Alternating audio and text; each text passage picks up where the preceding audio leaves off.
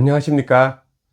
오늘은 이신칭의론의 두 번째 주제로 믿음과 행함에 대한 이야기를 하겠습니다.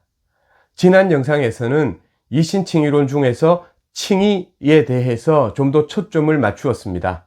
오늘은 앞에 있는 이신, 믿음으로써 할 때 믿음에 대해서 좀 더 초점을 맞추고 믿음과 행함의 관계에 대한 이야기를 풀어보도록 하겠습니다.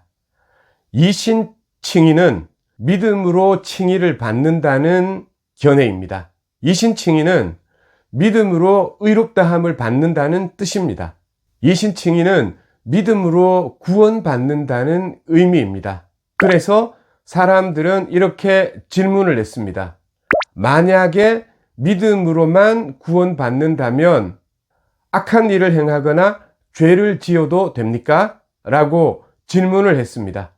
로마 가톨릭 사람들이 종교개혁 시대에 이렇게 비판했고, 이후에 개신교 진영 내부에서도 약간의 비판이 나왔습니다. 행함도 구원의 조건으로 어느 정도는 포함되어야 하지 않을까요? 라고 하는 그런 반응이 나오기도 했습니다. 우리는 일단 믿음이 무엇인가에 대한 정리부터 먼저 하면서 이 이야기를 진행해 나가도록 하겠습니다. 믿음에 대한 정리는 수많은 사람들이 했지만 아주 간단하게만 정리를 하려고 합니다. 먼저 성경이 어떻게 이야기하는지 말씀 한 군데만 생각해 보겠습니다. 히브리서 11장 1절을 보면 믿음에 대한 정의가 나오죠. 믿음은 바라는 것들의 실상이요 보이지 않는 것들의 증거라고 이야기합니다. 이 말씀 그대로 받아들이시면 되고요. 아주 짧게 풀어서 말씀드리자면 믿음은 우리 구원의 소망을 확신하는 것이고, 또한 감각적으로 확인할 수 없는 것을 포착하는 것이다. 이렇게 말씀드릴 수 있을 것 같습니다. 다음으로 유명한 칼빈 선생님께서 믿음에 대한 정의를 내린 것이 있습니다. 이 칼빈의 믿음의 정의는 아주 유명하기 때문에 한 번쯤은 알아두시면 도움이 될 것 같습니다. 칼빈에 따르면 믿음은 하나님께서 예수님 안에서 값없이 주신 약속의 신실함에 근거해서 성령님께서 우리의 머리와 마음에 계시하시고 인치신 것을 굳게 붙잡는 것입니다. 어떤 교리를 설명할 때 삼위일체적으로 설명을 하면 좋은 설명이 되는 경우가 많습니다. 예를 들어 볼게요. 교회가 무엇이죠? 라고 이야기할 때 교회는 하나님의 가족이고, 교회는 예수님의 몸이고, 교회는 성령님이 거하시는 전입니다. 이렇게 하나님, 예수님, 성령님 이렇게 삼위일체적인 차원에서 접근을 해서 설명을 하면 좋은 설명이 되는 경우들이 많습니다. 칼빈이 믿음을 설명할 때도 이렇게 설명을 한 것입니다. 하나님께서 예수님 안에서 주신 그 약속에 근거해서 성령님께서 우리 마음속에 계시하신 것을 굳게 붙잡는 것, 그것이 믿음이다. 이렇게 설명을 하고 있는 것입니다. 여러 사람들이 믿음에 대해서 정리한 것을 살펴보고 저는 나름대로 믿음을 이렇게 정리했습니다. 믿음은 성경에 계시된 구원의 복음을 지적으로 알고 감정적으로 좋아하고 의지적으로 실천하는 것이다. 이렇게요. 그리고 또 다른 정의를 또 하나 더 생각을 했는데 그건 이렇습니다. 믿음은 인간 존재 전체를 총동원하여 하나님을 신뢰하는 것이다. 저는 믿음을 이렇게 정의했습니다. 믿음을 좀 더 강하게 혹은 좀 더 자극적으로 정의를 한다면 이렇습니다. 믿음은 행함이 아닌 것이다.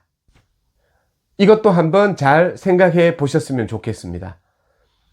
행함은 인간에게서 나온 것이고 믿음은 인간에게서 나오지 않은 것을 가리키는 말입니다. 성경은 인간에게서 나오지 않은 것이 무엇인가를 표현하기 위해서 믿음이라는 용어를 선택한 것입니다. 즉, 우리가 믿는다라고 할 때는 인간의 믿는 행위가 될 수도 있지 않겠습니까? 그러나 성경이 믿음이라고 말할 때는 인간이 믿는 행위로서의 믿음이 아닙니다. 그러니까 인간에게서 나온 믿음이 아니라는 것이죠. 그래서 성경이 말하는 믿음은 믿어지는 것이고 인간에게는 없는 것이고, 그래서 하나님께서 은혜로 값없이 주신 선물인 것입니다. 다시 한 번만 더 비슷한 이야기를 하겠습니다.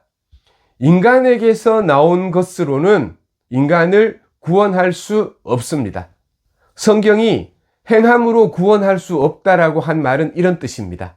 인간에게서 나온 것으로는 인간을 구원할 수 없어요. 그러면 어떻게 해요? 인간의 바깥에서 온 것이라야 인간을 구원할 수 있습니다. 이 인간의 바깥에서 온 것, 인간에게서 나온 것이 아닌 것이라는 것을 설명하기 위해서 믿음이라는 용어를 동원한 것입니다. 성경을 보시려면 로마서 3장 19절에서 31절의 내용을 보시면 이런 내용들이 어느 정도는 잘 설명되어 있으니까 찬찬히 잘 살펴보시기를 바라겠습니다. 오직 믿음으로 구원을 얻는 거 좋아요. 믿을 수 있어요. 근데 그렇다면 행함은 필요가 없습니까? 이런 질문은 개신교가 처음부터 받은 질문이고 비판이기도 합니다. 삶의 윤리를 개신교인들은 너무 무시하는 것은 아닌가라는 이런 비판에 응답하기 위해서 개신교 진영 내부에서 많은 노력들과 많은 시도들이 있었습니다. 이런 믿음과 행함의 관계에 대한 개신교 진영의 연구를 4명의 신학자를 소개함으로써 여러분들에게 설명을 드리려고 합니다. 첫 번째는 종교개혁의 주창자인 마틴 루터입니다. 루터는 오직 믿음으로 구원받는다고 굉장히 강조를 했죠. 그리고 이런 오직 믿음의 원리가 어느 정도 수립되고 난 다음에는 행함을 무시한다는 비판에 대해서 응답하기 위해서 선행에 관하여 라는 논문을 썼습니다. 이 책에서 루터는 선행의 필요성에 대해서 한 서너 가지 정도 이야기하는데 3가지 내용을 말씀드리겠습니다. 루터에 따르면 첫 번째로 선행이 필요한 이유는 그것이 하나님의 명령이기 때문입니다. 선행은 구원의 방법은 아닙니다. 그러나 분명하게 성경은 우리에게 선행과 순종을 요구합니다. 그래서 우리는 성경 말씀에 따라서 선을 행해야 한다는 것이 루터의 대답이었습니다. 두 번째로 선행은 믿음을 입증하는 표지이기 때문에 필요합니다. 불로부터 열과 빛을 분리하는 것이 불가능한 것처럼 한 신앙인으로부터 믿음과 행함을 분리하는 것은 불가능하다고 루터는 설명했습니다. 그리고 세 번째로 선행이 필요한 이유는 믿음을 위한 훈련 때문이라고 주장했습니다. 죄와 투쟁하기 위해서 믿음을 성숙시키고 완성시켜 나가기 위해서는 선행이 필요하다는 것이 루터의 생각이었습니다. 이렇게 3가지 말씀드렸으니까 꼭 기억하시고 선행의 필요성에 대한 루터의 3가지 설명을 잘 기억해 주시기 바랍니다. 두 번째로는 존 칼빈입니다. 칼빈은 2세대 종교개혁자로서 루터보다는 좀 더 행함의 필요성, 성화의 필요성에 대해서 강조하는 경향이 있었습니다. 이신칭의가 분명하게 확립되어야 함에도 불구하고 행함은 당연히 필요하다고 강조했습니다. 칼빈의 유명한 말 중에 이런 말이 있습니다. 조금은 이해하기 쉽게, 외우기 쉽게 하려고 제가 약간 변형시켜서 말씀드립니다. 행함 때문에 의롭다함을 받는 것은 아니지만 행함 없이 의롭다함을 받는 것도 아니다. 칼빈은 이렇게 말했습니다. 의롭게 하는 것은 오직 믿음뿐이지만 이 믿음은 홀로 있지 않고 항상 행함과 함께 있습니다. 왜냐하면 믿음은 행함과 영혼의 단짝 친구이기 때문에 언제나 둘이는 함께 다니는 것입니다. 물론 오직 믿음으로만 구원을 얻습니다. 그런데 이 믿음은 언제나 행함과 친구로서 같이 다닌다는 것이 칼빈의 설명이었습니다. 그리고 칼빈은 이런 말도 했습니다. 하나님께서는 거룩하게 하시는 은혜를 주시지 않으면 의롭게 하시는 은혜를 주시지 않는다. 이것을 이중 은혜라고 합니다. 이 칼빈의 이중 은혜론에 대해서는 다음번 영상에서 좀 자세히 다룰 거기 때문에 오늘은 이 말을 소개하는 정도로만 하겠습니다. 아무튼 이 칭의의 은혜와 성화의 은혜, 믿음의 은혜와 행동하게 만드는 은혜는 불가분리적이라는 것이 칼빈의 생각이었습니다. 세 번째로 미국의 부흥운동가이자 신학자인 조나단 에드워즈가 있습니다. 에드워즈는 이신칭의론의 토대 위에 굳건하게 선 이후에 행함을 강조했습니다. 에드워즈는 이렇게 말합니다. 행함으로 의롭다함을 얻는 것은 아니기 때문에 행함을 무시하는 것은 믿음과 은혜와 복음을 무시하는 것과 똑같다. 성경에 있는 그대로 하면 된다. 성경이 강조하는 만큼 행함을 강조하는 것이 올바른 태도이다 라고 주장했습니다. 그리고 행함은 믿음을 증명하는 표지라는 점에 대해서도 매우 강조합니다. 여기에서 한 걸음 더 나가서 에드워즈는 믿음은 행함으로 은혜의 목표를 달성한다 라고까지 이야기했습니다. 하나님께서는 믿음을 주셔서 우리를 구원하시잖아요. 왜 구원하시는 거죠? 착한 일을 행하게 하려고 우리를 구원하셨습니다. 그리스도의 성품을 본받아서 하나님처럼 거룩한 존재가 되게 하려고 우리를 구원하셨습니다. 거룩한 행동을 하게 하려고 우리를 구원하셨습니다.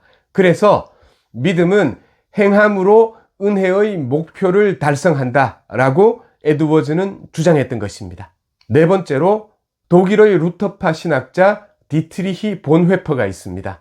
본회퍼는 순종 없는 믿음은 하나님의 한없이 크신 은혜를 값싼 은혜로 전락시킨다고 주장했습니다. 이 어감을 살리기 위해서는 값싼 은혜라는 말보다 싸구려 은혜라는 말로 번역하는 것이 좀 더 적당하다고 저는 생각합니다. 순종하지 않는 믿음은 하나님의 고귀한 은혜를 싸구려 은혜로 만들고 만다는 것입니다.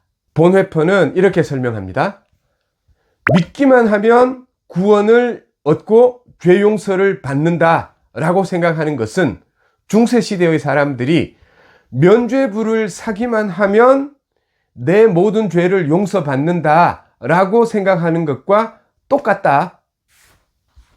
내가 믿는 것은 면죄부를 사는 것이 아니잖아요.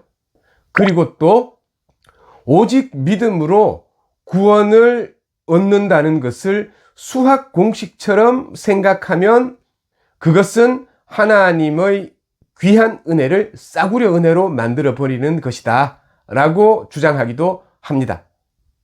오직 믿음으로 구원 얻는다는 것은 수학 공식이 아니고 오직 믿음으로 구원을 받은 것은 삶의 진정한 변화를 동반한 영적인 현실이라는 것이 본회퍼의 생각이었습니다. 이런 본회퍼의 생각을 저는 이렇게 정리를 합니다. 순종하는 자만이 오직 믿음을 말할 수 있다. 이렇게요.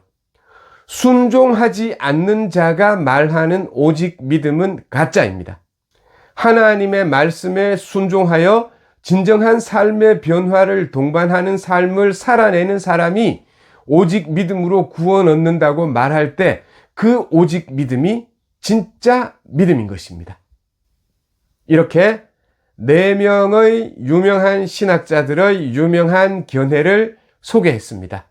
각자들 알아서 믿음과 행함의 관계에 대해서 자기 나름대로 잘 정리를 해 주셨으면 좋겠습니다. 저는 이렇게 정리를 하려고 합니다. 믿음은 행동하게 만드는 힘이고 행함은 믿음이 자기를 표현하는 방식이다. 이렇게요. 그리고 또 한 가지 더 다르게 정리하자면 또 이렇습니다. 믿음은 반드시 행함으로 표현돼야 하고 행함은 반드시 믿음의 토대 위에서 작동해야 한다. 저는 믿음과 행함의 관계를 이렇게 정리했습니다. 여러분들도 각자 자기 말로 잘 정리를 해 두시기 바랍니다. 그런 식으로 사람의 말로 정리하지 말고 성경의 말로 정리를 해야죠. 이렇게 생각하시는 분들이 혹시 있을지 모르겠습니다. 좋습니다. 성경의 말로 정리를 할 수도 있죠. 바울 선생님께서는 성경 여러 곳에서 행함이 아니라 오직 믿음으로 의롭다 하심을 받는다고 이야기했습니다. 그리고 야고보 선생님은 행함이 없는 믿음은 죽은 것이라고 했습니다. 그러니까 성경대로 오직 믿음으로 구원받습니다. 그런데 행함이 없는 믿음은 죽은 것입니다. 이렇게 성경대로 정리를 할 수 있을 것입니다. 그런데 이렇게 정리를 하고 나면 또 질문이 생길 수도 있지 않겠습니까? 이렇게 질문이 생기고 의문이 생길 때는 앞서 제가 소개드렸던 4명의 신학자들의 말로 잘 정리를 하시고 또 그것을 충분히 소화해서 자기의 신앙 언어로 잘 정리를 해 두는 것이 매우 도움이 될 것이라고 생각합니다. 어쨌든 자기 나름대로 이 믿음과 행함의 관계에 대해서 잘 정리를 하시고 또 이 주제에 대해서 다른 사람들과 대화하고 토론을 하는 과정을 통해서 다른 사람들이 어떻게 정리했는지 다른 사람들의 정리를 듣고 배우셔서 신앙 이해의 폭을 넓혀 나가시기 바랍니다. 그럼으로써 잘 믿고 잘 행동하고 잘 사는 그리스도인들이 많아지는 그런 세상을 꿈꾸면서 오늘 이야기는 여기까지 하고 마무리하겠습니다. 감사합니다. 다음 영상에서 뵙겠습니다.